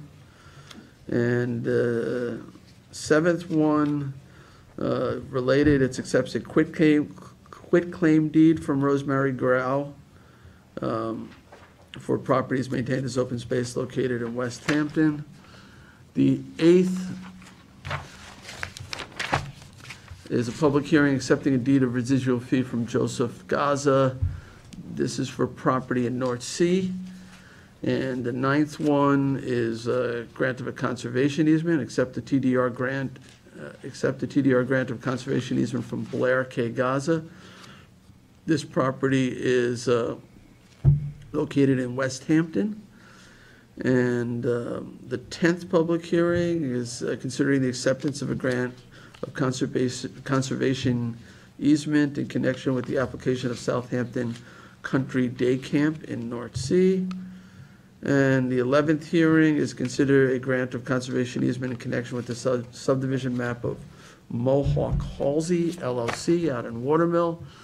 The 12th is a public hearing to consider projects proposed for 2020 Community Preservation Fund, 20% water quality improvement funding. And the last is a public hearing on, for the proposed recipients of 2021 Community Development Block Grants. All right, any questions on public hearings? All right, Well, yeah. actually, just one point, public hearing 12 Mm-hmm. on the proposed water quality improvement funding will be, I think, over 11 projects, So be ready for a long a one? long one on that. Okay. So then we'll go to resolutions. John, you're offering the first one? Town Board Resolution ID 35044, authorized purchase and installation of dog park fence at Pine Neck Marina from Suffolk County Contract Residential Fences Corp. I'd like to be a co-sponsor on that, if that's okay Absolutely. with you. Sure. Thanks, I'm not even- That's not the same dog park, though, in these. the one No, in this East is Quogue at Pine Neck. This is a different one. All right. Is 35077. that- I'm sorry, is that what you were? This is the East Quogue off-leash area that we had the. Oh, it is? Yes. Okay. And you're going to co-sponsor it? Yeah, I know you've been very involved with it. Yeah, I think you should be lead sponsor. I That's don't know why. fine, I don't mind. That's at Pine Neck Marina? Yeah, it's the Yeah, same it's place? the same place. It's Yeah, a so- little area off the marina on the other side. All right, so can we just change the sponsor? Why not? Getting Yeah. really onto it. Yeah, Yeah, it's I'm fine. added as I- fine. Yep. she's- you want to make her lead? Sure. No, that's fine. All right, whatever, let's, I mean, Let's work for Sunday. you've been, this Maybe has a been your phone. project, Yeah, this has Julie? been Just your put project. Julie as, put Julie as lead and John as co. Sorry, Okay. John. co-John. We'll get it done. Don't All right. You're good on that? All right.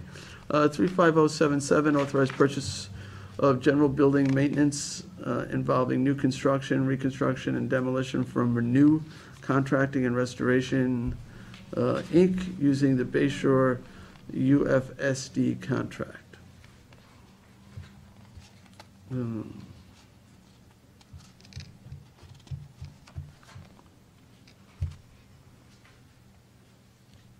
not quite sure which that one is pertains to.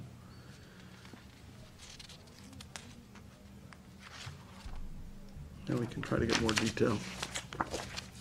All right, 35086, authorized purchases of industrial and commercial supplies and equipment from the New York State OGS contract with W.W. Granger, Inc. and Fastenal Company. Next one, 35120, authorized supervisor to execute a contract with Aquarius Capital Company to provide actuarial services for the town. 35131, authorized supervisor to sign 2021 contract extension, Green Velvet Tree, Inc. for tree and stump removal east and west of Shinnecock Canal. 35113, authorizes the supervisor to sign an agreement with Suffolk County for the implementation of the school bus stop arm camera program. Let me explain what that is, because I don't think we've talked about it as a board. Suffolk County has gotten state authority to do automated ticketing when people pass a stopped school bus. And because we adjudicate our own tickets, which is different than Western Suffolk, we have to sort of have a separate opt-in. The schools themselves have their own opt-in. I think they're all opting into this program. There are some work to be done in this in terms of reviewing some of those tickets, but we can take whatever expenses that we incur, and the county will reimburse us fully for whatever expenses we have. That's in the MOA. That's in there. Yep, the county's agreed to do that. So if we can figure out the amount of time in reviewing those tickets, and we'll be fully reimbursed for those, as well as we're going to get 10% off the top as well of any revenue that comes in from the tickets in our jurisdiction. So Where would people have to go to pay these tickets? So it's all automated unless they're adjudicated. So let's say you drive past a stopped school bus, there is equipment on the side of the bus that will read your license plate. Right. Just like a red light camera type of ticket, it will, the owner of the car, whoever that car is registered, will receive the ticket. First, it gets reviewed by us if we believe it's a legitimate. We look at the video, yes, somebody violated the law. It then will, the company, the vendor that the county has selected will then send you the ticket. I think it's like a $250 ticket. If you, 99% of the time, apparently, or well over 90% of the time, the people just pay the tickets. They see the video, they said, whoops, I made a mistake, they pay the ticket. The ones that fight it will then come to justice court. So Okay, yeah, that's my question. And people shouldn't be doing this, no doubt. But they would go to Southampton Town Justice Court. Right, It and would those be heard by expenses. our judges. Yeah. Okay. And that will then be determined as an expense that we'd be reimbursed for. That will be part of that. A little, not the easiest thing to calculate, but, So it's our police department? but I think quarterly, we will submit, no, the police department won't be involved. You know, possibly in the reviewing of, you know, if there's some questionable violation. And it is, there is a grace period. I think it's a 30-day grace period when this program kicks in. where instead of getting the ticket, you'll just get the warning that, after the grace period, it'll be a ticket. So somebody who may have inadvertently driven by a stopped school bus will be made more fully aware of that. But after that grace period, then it's automatic. It's automatic ticketing. Now, people need to be aware that they should know this on a two-lane highway or, in opposite directions. If a school bus is stopped on the other side of the road, you still have to stop. That gets a little confusing when you have a 4-lane road like County Road 39. Well, actually And 5-lane, because there's a turn lane, so. And it can be even more confusing if there's a treed median, or a grass median or something. You still have to stop. So it's. In Floyd Parkway, if you would hold on, the bus is on the southern, and you're going north, you have to, you still Still have to stop. Really? It's the law. It's news to me. What about train tracks? That, Oh, that, in between the two lanes? Down the middle They of the. stop at train tracks, Yeah. school buses. Yeah. Does that mean you have to stop? on No, it's only when the little arm comes out, No, the lights are blinking. when the lights are blinking, the arm that says stop. Yeah, when it says stop, you have to stop. The train, I as they stop. stop, they open the door, they observe the. You don't, no, if a school bus stops for a train, no, you don't have to stop for that. That's to protect the kids who are inside that bus. The reason why you stop your car at a bus stop, when the school bus stops, because the kids are Getting out of the car. kids are getting in and out, right? So, So anyway. this would be within the town's jurisdiction, and we get 10% of the revenue. Is that correct? 10% off the top and all of our expenses reimbursed. Which, So is that which would be nominal. My question is about jurisdiction. Are we ceding jurisdiction somehow to the county of Suffolk in the town of Southampton? So in a way, yes, we potentially could have our own program. But, we would have to then find a vendor to install all the equipment. And, the vendor gets, I think, 40% or 45% off the top. The vendor that does all the work. So in Western Suffolk, the towns don't get anything because it all goes to Suffolk County PD, right? Because they have their own traffic Right, violations and it goes bureau. through the Suffolk County Traffic I Bureau. wasn't, be honest with you, I wasn't thrilled with how the state law came out, where we only get 10%. I had to then go back and negotiate that we would get the 10% off the top, not the net, 10% off the gross ticket, and we would get fully reimbursed for whatever expenses. So the county agreed to, the state law doesn't require that, but the county is willing to reimburse us from this program for whatever costs we incur. Is that only buses in our jurisdiction? What about buses that come from sporting events from other jurisdictions outside of New Well, I York? don't know if those are school buses, but this is only applies to school buses? Delivering children from school, not other transport. So, all right, I see what you're saying. So like if Sachem brings a school bus out to a game, here lets the kids out, somebody passes it, it's equipped with that.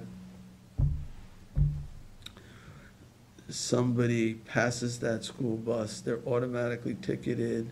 I don't know. I would Wherever think the it would- infraction occurred, if it it would occurred still in go our to town, us. then, Yeah, it should, right? But It should, because of where the So- registration is. Now, the apparatus, whatever the camera, the thing that records the transgression, a good that's question. going to be on the school bus. Right. And many of the school buses are owned by the school districts. Do they get any piece of this money? They don't, but there was another agreement that was negotiated with the county that all of the revenue would go to basically pedestrian school safety measures countywide. That's good. So even the money collected in Western Suffolk potentially could be spent in Eastern Suffolk, because Public Works Department, does sidewalks and things like that. that they wouldn't put it into a school district, a separate tax district or something like that. So it couldn't pay for a crossing guard that might normally be paid by a school district. It could be used, though, to build a sidewalk or something like that. Does that answer your question? There are many questions that I have with this. You know, I mean, we're dealing with a school district, which is its own municipality. We're putting something on their equipment and then charging transgressions through the county of Suffolk, who gets most of the money, and then we get 10%, and it's our roads. And I'm just wondering, you know, are we ceding jurisdiction to the county of Suffolk? I think the answer is yes. Well, yeah, we could do the program. That or- concerns me. I like the program, and Right. people shouldn't be doing this. Absolutely not. And I think 250 is a little low for people who do that, but that's a Yeah, different. I think that we should have gotten a bigger cut, Mhm. but, you know, with the agreement that all the money gets spent, all the revenue goes county, that the county collects goes countywide, which is good, and we get an additional 10% off the top for anything that happens in the town of Southampton. And the county is going to spend anything they get countywide. So I think, and we get reimbursed, sorry, we get reimbursed for our expenses. So I think there's some good things in it that, How is the data Make it uploaded? Is worthwhile. it held on the bus, on the camera, and downloaded manually? Is that, I mean, how is, it's all electronic. it is, so I'm, okay. I'm just confused, because I know when we're trying to put police, you know, dash cams or other things, because there's evidence that it has to be handled in a certain way, so that, you know. I wonder if I couldn't get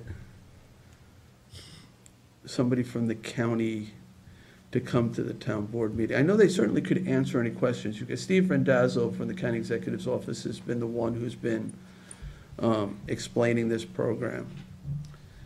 So if somebody fights it and it comes to Southampton Town Court, who's the prosecutor? All right, someone from the county comes out and says, this person passed a school bus and I don't know the answer to that. the ADA? It's probably That would go to the it's a ADA's traffic office? violation, it's a moving violation, it's probably the ADA. Okay. But it still has to be protected under the same rules and regulations protecting evidence, correct?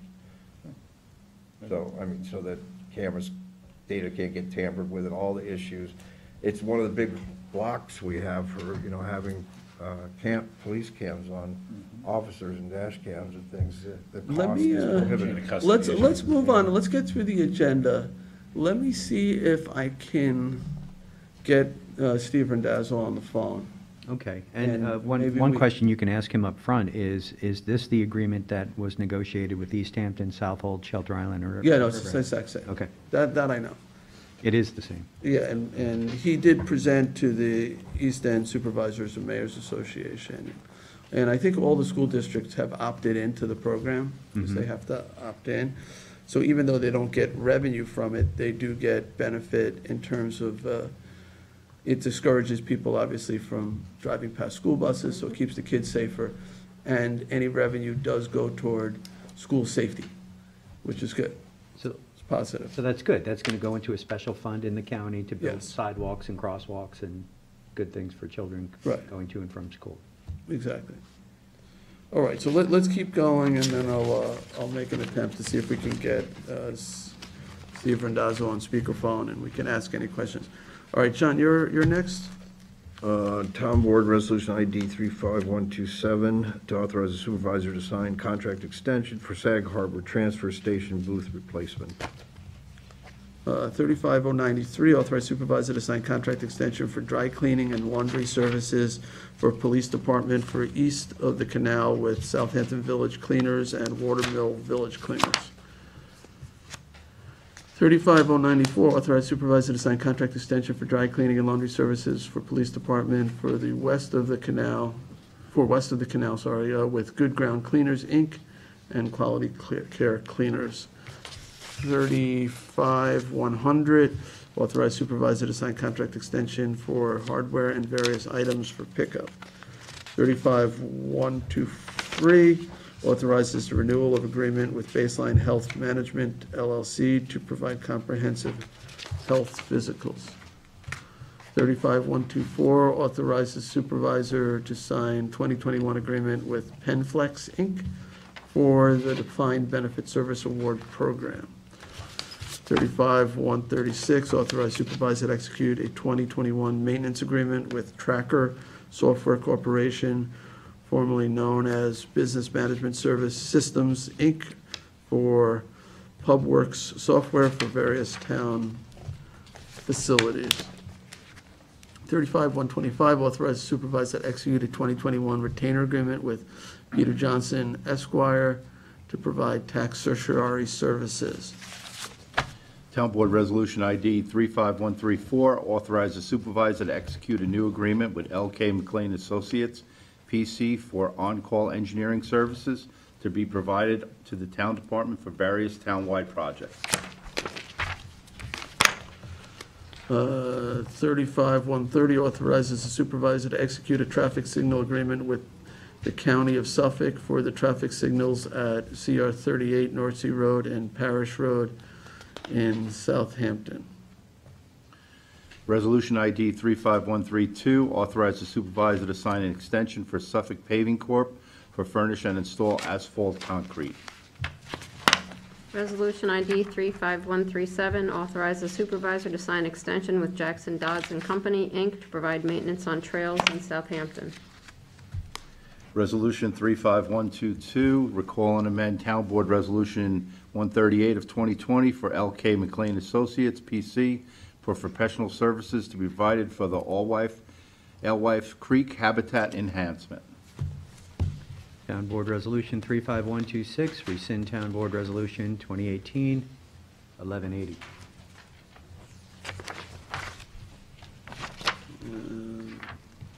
35095, resolution rescinding Town Board Resolution 2020 through 327 and 328 for the purchase of two 2020 F-250s and authorizing the purchase of two 2021 Ford F-250 XLs. All right, 35135, award and authorize supervisor to sign contract with Fisher Signs and Shirts LLC for vehicle graphics. 35128 is 2020 notice to bidders for supply number 2 fuel oil service and repair. 35, yep. I need to make an amendment on the date. The bids will be opened in the first take notice, under notice bidders from November 25th, 2020 to December 2nd, 2020. All right, so you want to make that change? Yes. That's been coordinated with the contracts department and Kristen. To December, what, 20th? Second. Also at 2 p.m.? Yes. Everything else is the same, just that one particular date. All right, it says it will be received on November 25th, but from November 25th to December 2nd. Yes, so they'll be received, it means the bids need to be here in the building by December 2nd at 2 p.m. Okay. All right. So you have two dates on there. Is that, I just want to clarify. The date it becomes available online. So I just want to clear, there's a range of dates that the bids can be received. Oh, yes, absolutely. It's a window. No, in here though. So is this going to say Wednesday, November 25th through December 2nd? Or is it going to say December 2nd? November 25th. Thank you. Yeah, it's all. That's what I thought. Yeah. Thank you. I'm changing the deadline a week out because. Got it. All right, the resolution 35101 amends the 2020 adopted budget for Bridgehampton Park District. Sandy, I'd like to be added as a co-sponsor to that. Thank you. Did you take a look at it? I did. You good with it? This, this particular expenditure is for really finishing up the project, getting a final survey on it, doing plantings. I think Kristen, Ms. Doulos emailed everyone on this. Also signage and a fence that's going to be nice. erected between the commercial properties and the park. What do you think of the brickwork? When I saw it, I liked it. Okay. I mean, Okay. I understand what you're saying.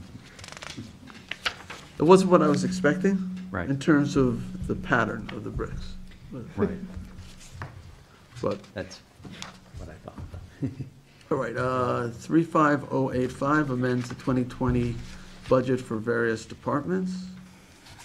35129 accepts donation from Fisher Signs and Shirts.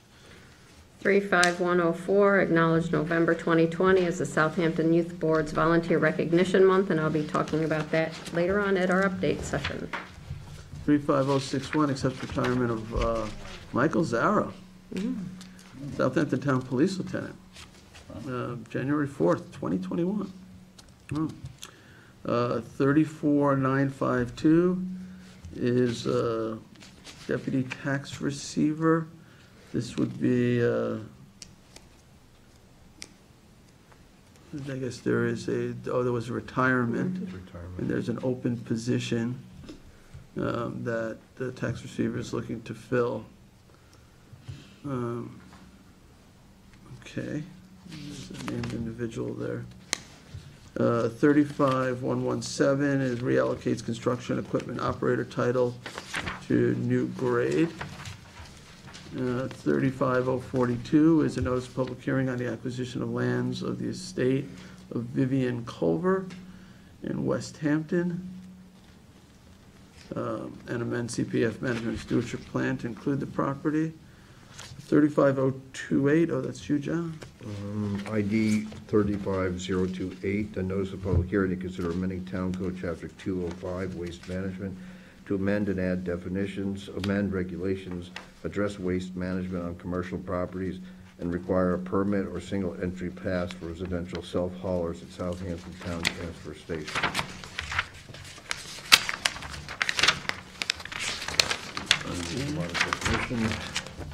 Yeah, that's long, so.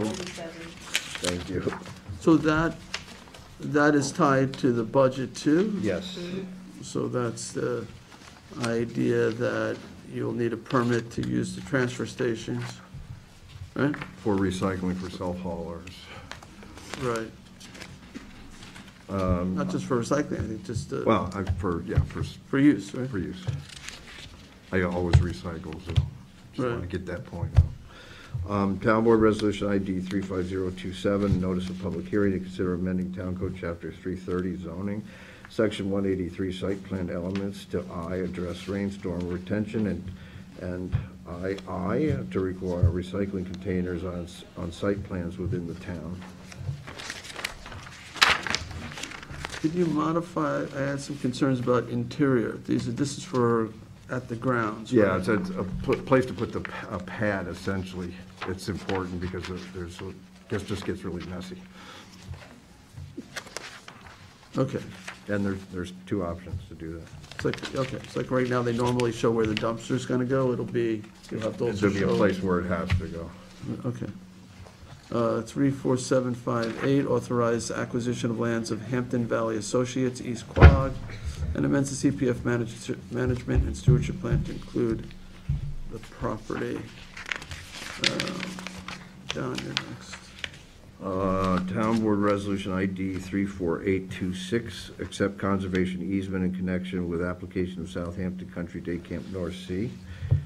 Town Board Resolution ID 34893, to accept conservation easement in connection with subdivision map of Mohawk Halsey LLC in Watermill. There's a few more that weren't in that packet, but they're in the secondary packet. 34914 appoints Jeffrey Bergenti to court officer position in Southampton Town Police Department. 35063 is a notice of public hearing to consider amending various sections of the town code in connection with the regulation of battery energy storage systems within the town. We had a work session on that. 35121 is a 2020 notice to bidders, town hall accessibility. That's a new elevator. And 35138, this is a notice of public hearing to consider enacting Article 10.1 of Southampton Town Code, Chapter 330, zoning to authorize agricultural conservation districts with the town formerly known as agricultural plan development districts. Right, so the thing that got wiped out when we wiped out PDDs related to ag PDDs would sort of be brought back in a slightly different form. Right, it's going to be put into a different location in 330. All right, any Any questions on any of that, on the agenda? All right, so Sunday, you're free to go ahead and make those changes that we discussed and publish it. All right, let's do some updates, and then I'll try to see if I can reach someone from the county on the school bus camera program. We should try to get Ryan. I don't need anyone from the county. I really don't. You don't? Okay. That's, Just maybe if we could see the memo of understanding, so we know what to tell constituents, or some kind of abstract with the law.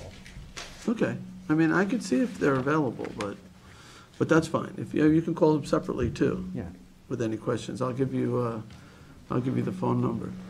All right, and Ryan, we should try to get Ryan in on COVID updates. I don't have much to report. You guys were at the Nathaniel Rogers house when they put the cupola up, so that must have been exciting. Right? How was it? Pretty impressive. it was great. Large crane, the cupola was constructed off-site, brought to the site, and was on the ground.